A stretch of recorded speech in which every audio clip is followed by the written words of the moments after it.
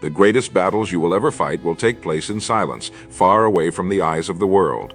They won't be televised, they won't be posted online, they won't even be recognized by most of the people around you. Yet they will decide everything about the life you live. These are the battles in your mind, the war for your discipline, the fight to hold yourself to a higher standard when no one else is keeping score. You must win the war no one will ever see, because it is the war that shapes the person you truly are, not the image you present, not the mask you wear, but the actual substance of your character. And the truth is, most people lose this war quietly. They don't make a dramatic announcement about it, they simply stop trying. They surrender inch by inch to excuses, distractions, and the comfort of mediocrity, until one day they wake up and realize they have been living as a shadow of who they could have been. Winning this invisible war begins with understanding that your greatest opponent is not the competition, not the critics, not the doubters. It is the part of you that prefers ease over effort, comfort over challenge, and distraction over focus. It's the voice that whispers, "No one will know if you cut this corner."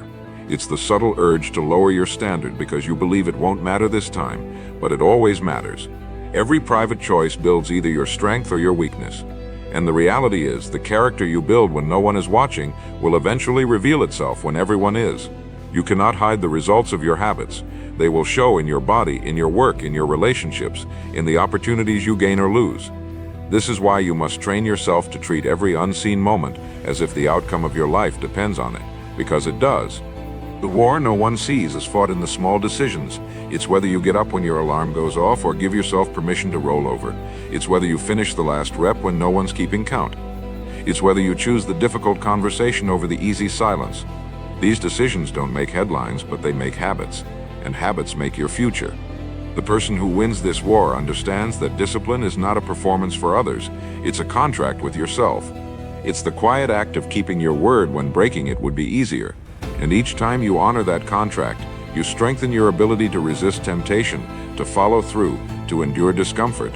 This is the essence of self-mastery, doing what must be done, especially when you could get away with not doing it. One of the reasons this war is so hard to win is that there is no immediate applause for victory. You can resist a temptation today and the world will not cheer. You can put in the extra hours and no one will instantly reward you. And yet over time, these victories accumulate. They compound. They build a foundation so solid that when life's visible challenges arrive, you meet them with a strength that seems unshakable to others. They won't see the years of private battles you fought to become that person. They will only see the results and call you lucky, gifted, or exceptional.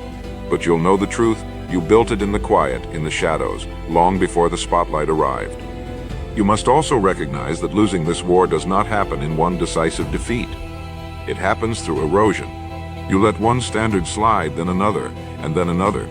You tell yourself you'll get back on track tomorrow, but tomorrow rarely comes. The enemy in this war is not an external force, it's the gradual lowering of your expectations for yourself. This is why vigilance is essential. The moment you feel yourself slipping, you must correct course immediately. Do not wait for motivation. Do not wait for conditions to improve. Correct yourself in real time, because every compromise you allow becomes easier to repeat, and every repetition becomes a habit that will be harder to break later. To win the war no one sees, you must learn to live with integrity in solitude.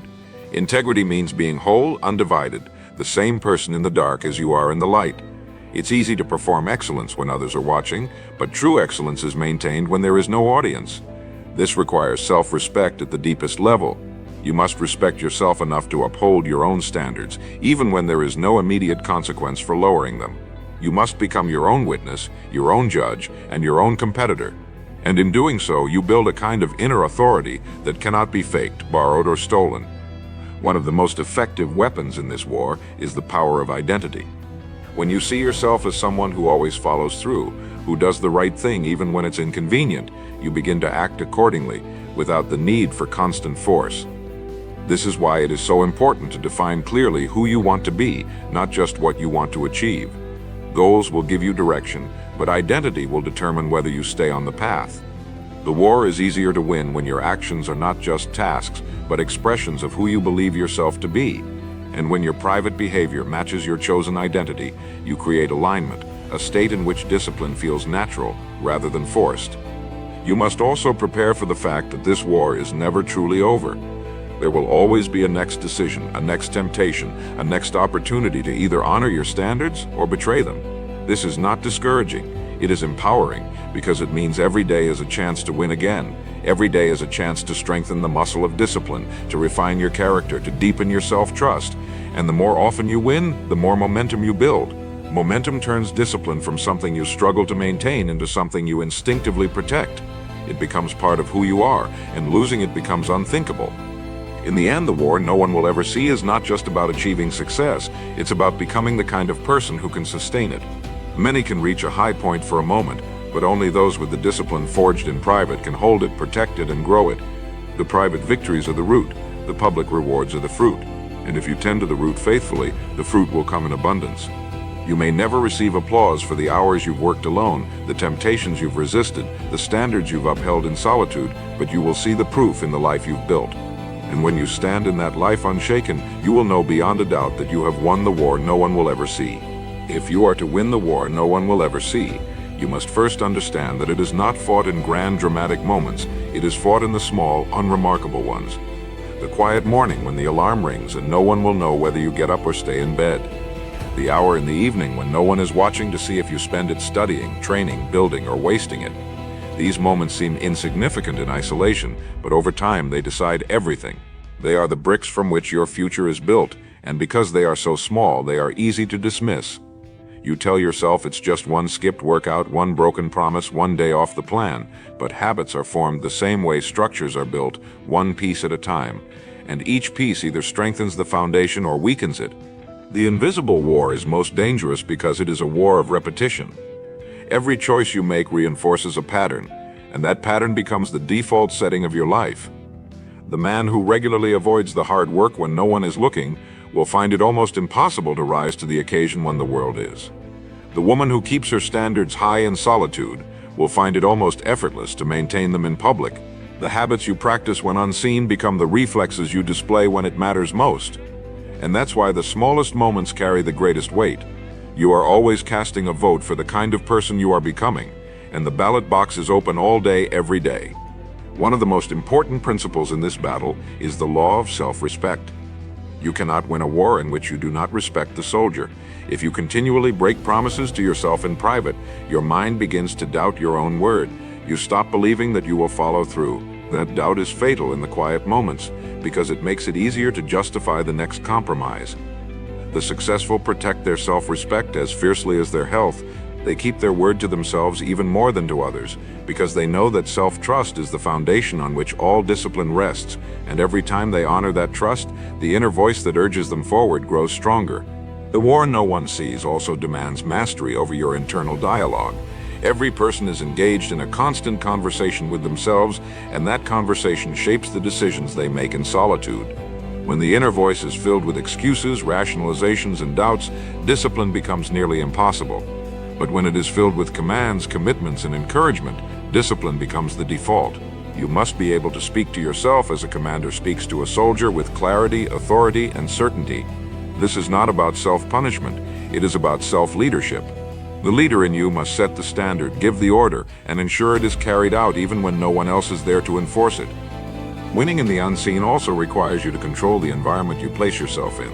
Many lose the private battle not because they lack willpower, but because they place themselves in settings designed for failure. They fill their spaces with distractions, temptations, and noise, and then wonder why focus is elusive. The disciplined mind engineers its surroundings to support its mission. It removes the things that weaken resolve and keeps close the things that strengthen it. It does not leave success to chance.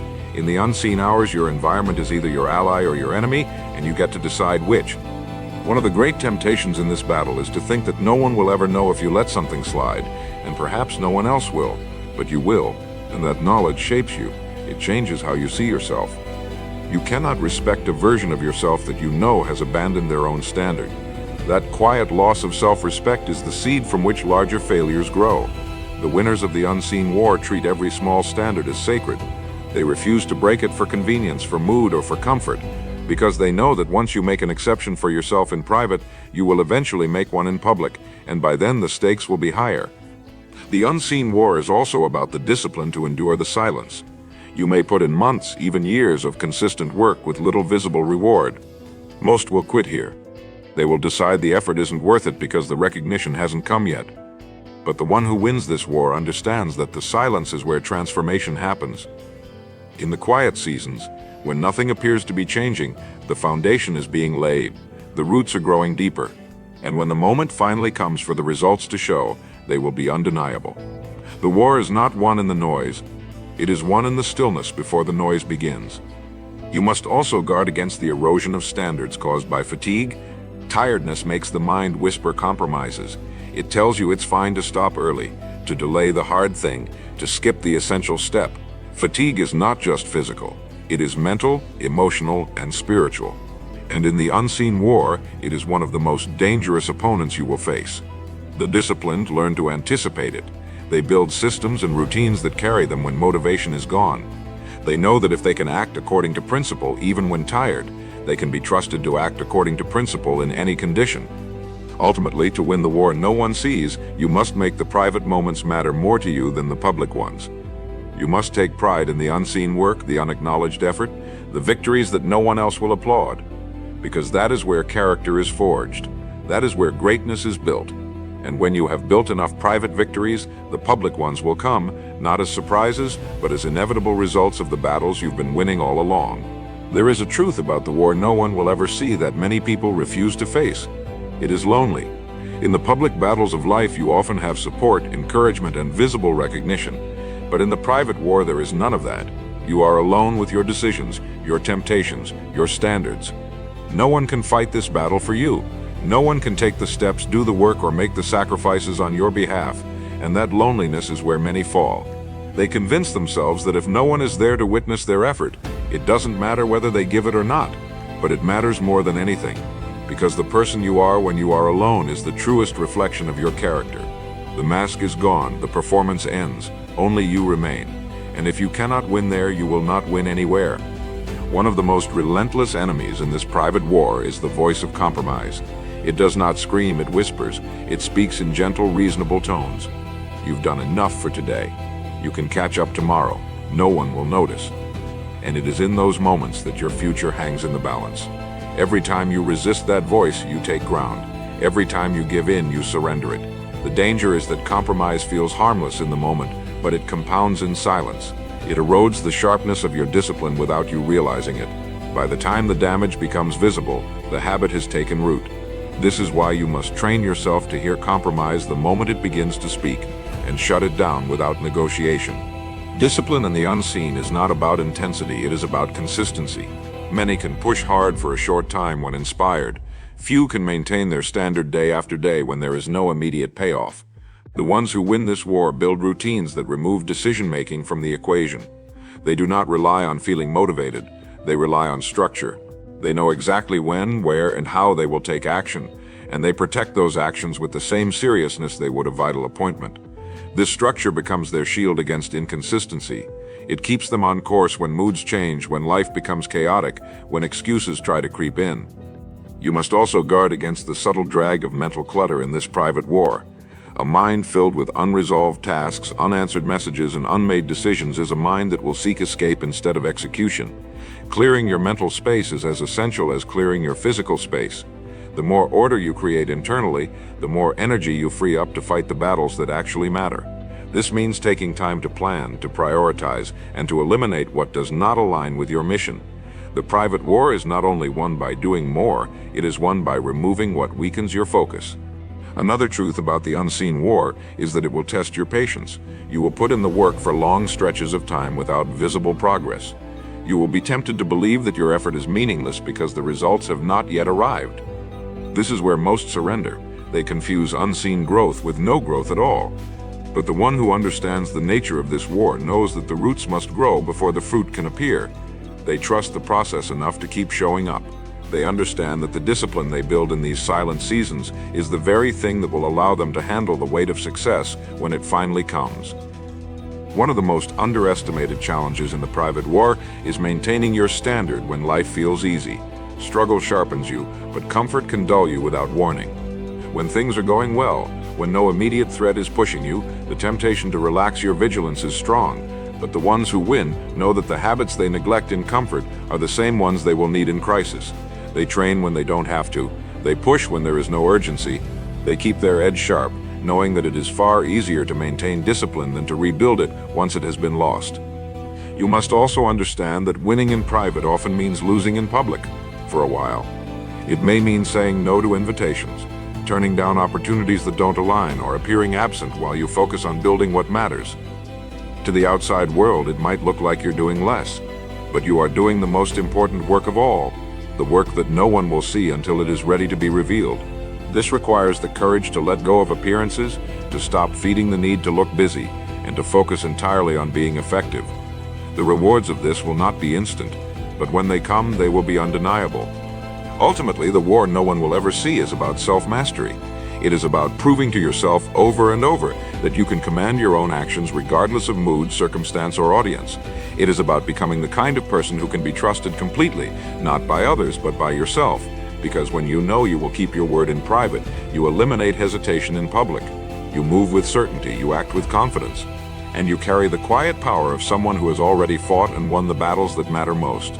The war no one will ever see is not a single battle you win once and never fight again. It is a lifelong campaign.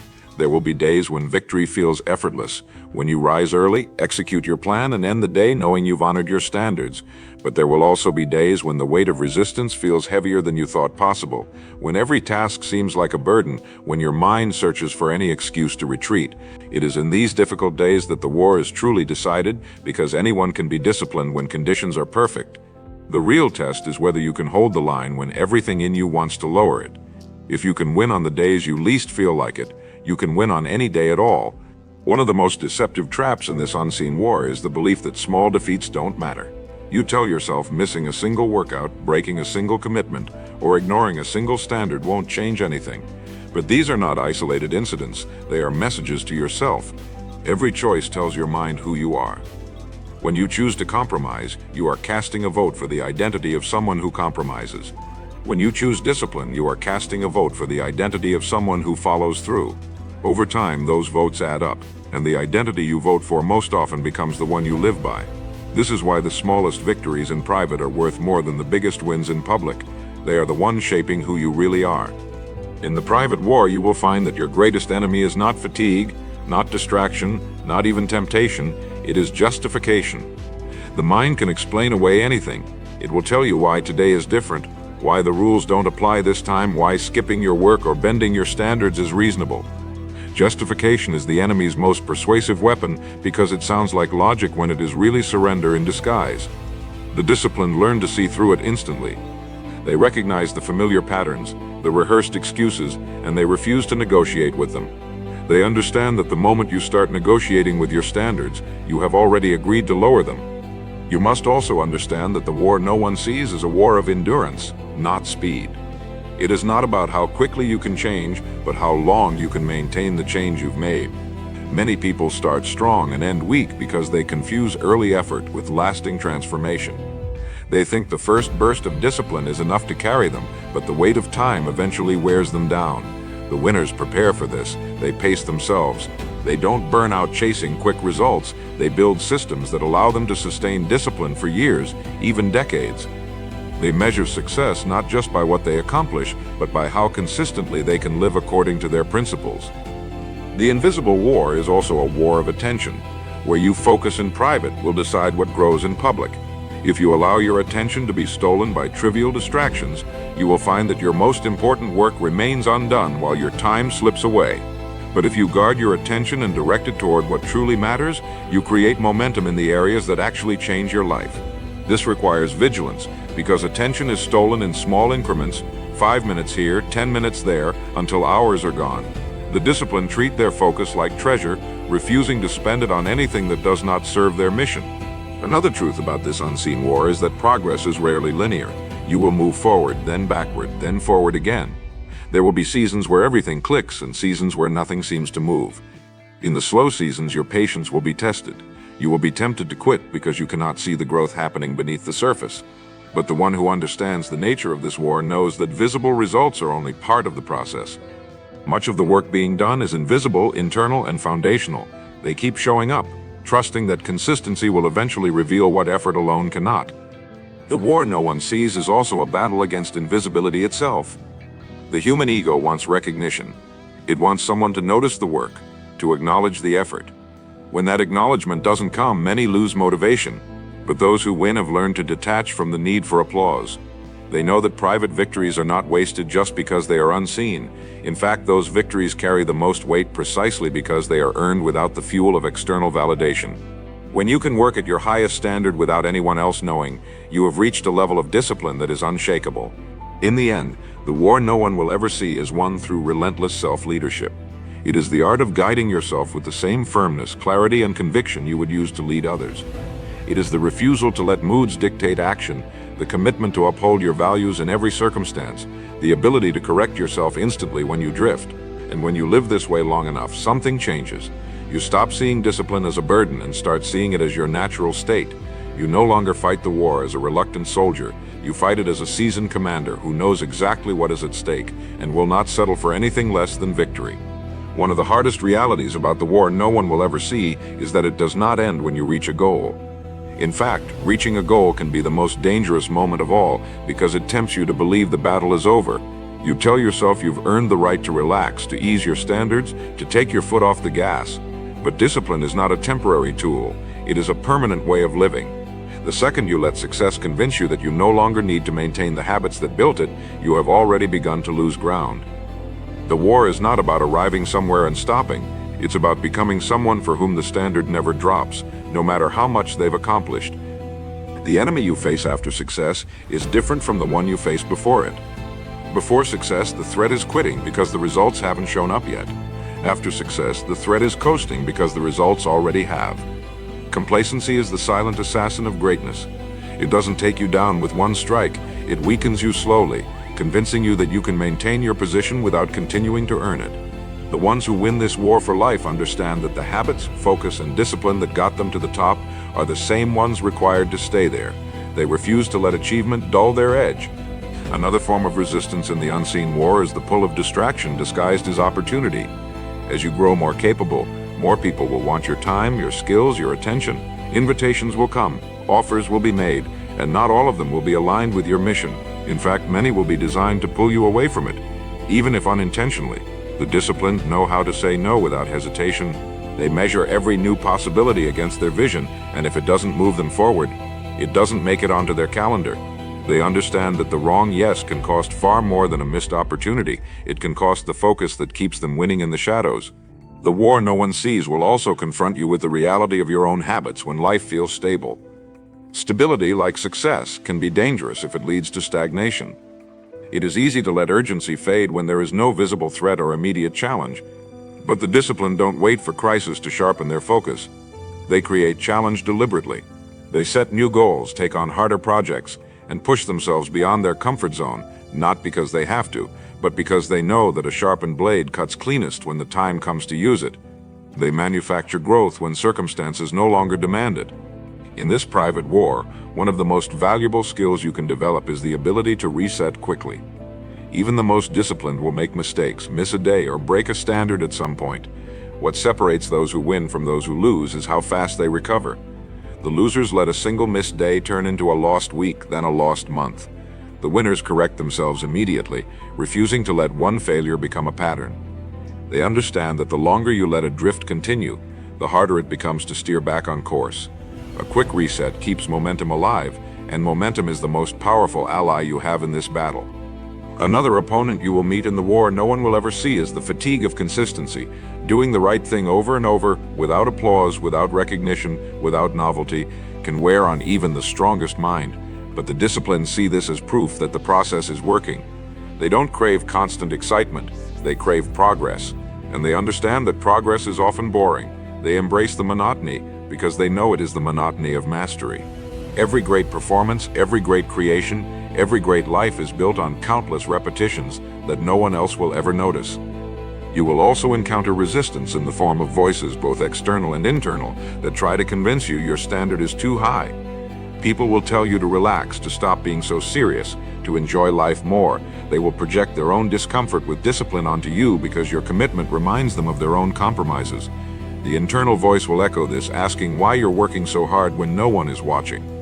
This is the moment you must remember why you started. You do not keep your standard for their approval. You keep it because it defines who you are. And the one who wins this war knows that lowering their standard even once is a greater loss than any temporary discomfort they endure by keeping it. In the end, the war no one will ever see is about self-governance.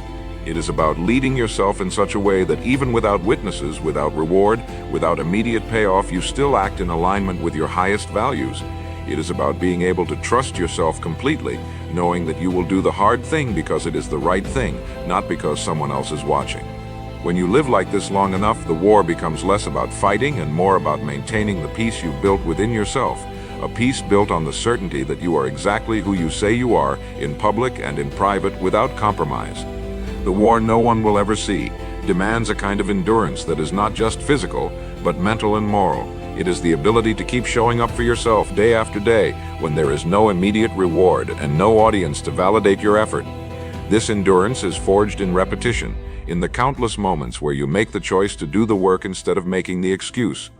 It is built quietly, in the same way that muscles are built, through resistance, through strain, through showing up, even when it would be easier to sit still. The truth is, you will never accidentally become disciplined. You must decide to become disciplined and then prove that decision with action, over and over, until it becomes second nature. One of the most dangerous threats to that endurance is the slow creep of mental fatigue. This is not the exhaustion that comes from a hard day's work. It is the exhaustion that comes from living in constant internal negotiation. Every time you debate whether to follow through on your commitments, you drain energy that could have gone into execution. The most disciplined people remove that negotiation entirely. They treat their standards as fixed, not open to discussion.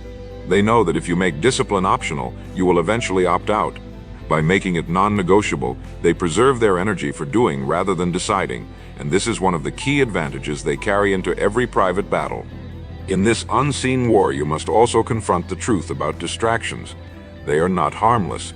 Every distraction you allow weakens your focus, not just in the moment, but as a habit.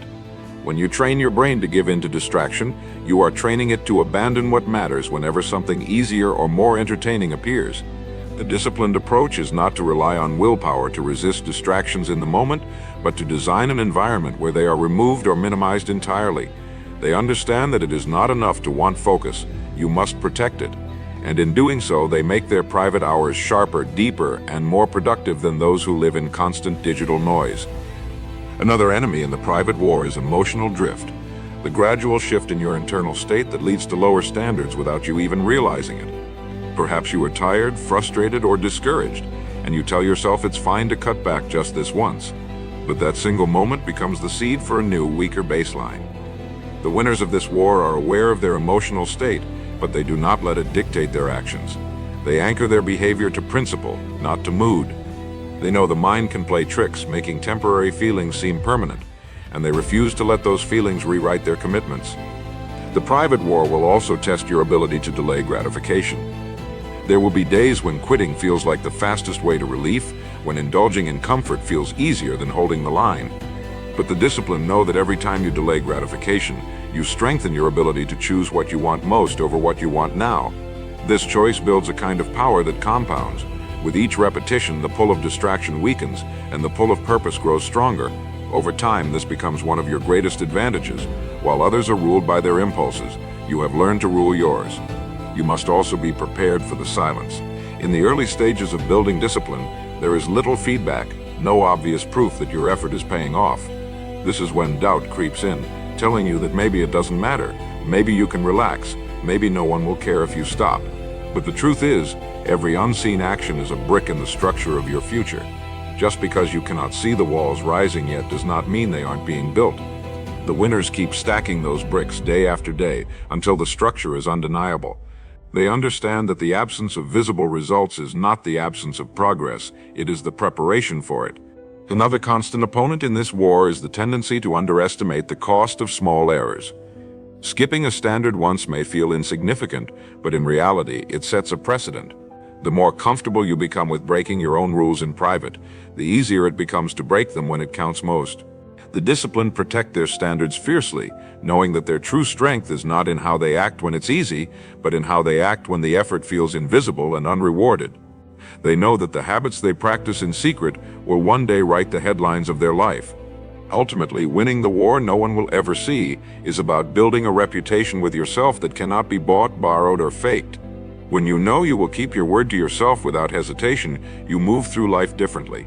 You carry a quiet certainty. You stop hesitating when opportunities appear because you know you are prepared to meet them. You stop fearing challenge because you've already faced yourself in the hardest moments and prevailed. And in the end, that is the true prize of this war, not the applause of others, but the unshakable knowledge that you can trust yourself completely. The war no one will ever see reaches its highest level when you stop thinking of it as a fight against weakness and start seeing it as a commitment to mastery. In the early stages, you battle laziness, distraction, and inconsistency. But once you have built discipline, the challenge changes. Now you must refine, sharpen, and elevate the standard you have already set. Complacency can still sneak in, not in the form of obvious failure, but in the form of good enough. You tell yourself that maintaining your current level is victory, but mastery is never static. The moment you stop raising the standard, you begin to slip. The winners in this hidden war know that progress is the antidote to complacency, and so they keep seeking small, deliberate ways to grow, even when they are already ahead. One of the most difficult aspects of this stage is that the changes you need to make become more subtle. When you first begin the war, the victories are obvious. You replace bad habits with better ones. You cut out glaring distractions. You build consistency where none existed. But as you advance, the flaws are finer. They hide in the small inefficiencies, the moments when your focus drifts just slightly, the places where you could give just one more degree of effort. To the outside world, these may seem insignificant, but you will know. And in this war, the knowledge you carry about your own effort matters more than anyone else's opinion. You cannot hide from yourself, and you must be unwilling to settle for anything less than the absolute best you can give. At this level, you also begin to realize that the war is not just about what you do, it's about who you are becoming. The goal is not simply to execute tasks with discipline, but to embody discipline as part of your identity. It is no longer something you do in order to reach a goal, it is something you are, regardless of the circumstances. This is a powerful transformation because once discipline becomes identity, it no longer requires constant force to maintain. Your actions flow naturally from the person you have decided to be. And because of that, the war shifts from constant effort to constant alignment, making sure that every choice you make reflects the standard you have chosen to live by. A great danger in this phase is the pull of external validation. As your discipline produces results, recognition will come. People will notice your achievements, admire your habits, and speak of your consistency. And while there is nothing wrong with receiving praise, it becomes dangerous when it begins to influence your decisions. If you start performing for applause instead of principle, you risk losing the very thing that built your strength in the first place, the ability to work at the highest standard even when no one is watching. The disciplined remind themselves daily that the war is still private, still fought in the moments that will never be seen, and that public success is only the shadow of private mastery. You must also learn to guard the systems you have built. Discipline thrives on structure, and as you succeed, life will present more opportunities, responsibilities, and demands on your time. Without protection, these new pressures can crowd out the very routines that keep you sharp. The winners in this war are ruthless about defending their non-negotiables. They treat their daily disciplines, training, study, planning, reflection, as sacred appointments. They will turn down good opportunities if they threaten the foundation. They understand that a strong structure can carry more weight, but only if it remains intact. Let the structure weaken and everything it supports begins to wobble. Another challenge at this stage is resisting the temptation to coast on momentum. When you have been winning for a long time, momentum can make things feel easy. The danger is that ease can make you careless. You stop checking your work as closely, you stop reviewing your habits, you stop questioning your assumptions. The disciplined avoid this trap by actively seeking challenge. They deliberately step into situations that test their skills, that stretch their limits, that force them to adapt. They understand that challenge is what keeps the edge sharp, and without it, even the strongest blade will dull. As the war continues, you will find that the greatest reward is not the results themselves, but the transformation of your own mind. You will think differently, speak differently, carry yourself differently. Your tolerance for mediocrity in yourself and in others will disappear. You will make decisions faster, with more clarity, because you trust yourself completely. And while others are distracted by every passing trend, you will stay locked on your course, unmoved by noise, unmoved by opinion, unmoved by anything that does not serve your mission. This is the quiet confidence of someone who has fought the unseen war and refused to lose. Ultimately, winning the war no one will ever see means living a life where your private victories are so consistent that public success is inevitable. It means you have built a foundation so solid that no circumstance can shake it, no setback can destroy it, and no amount of time can erode it. You no longer fear failure because you know how to rebuild. You no longer chase validation because you know who you are. And you no longer question whether you can handle what's ahead because you've already proven it every day in the battles no one else will ever witness.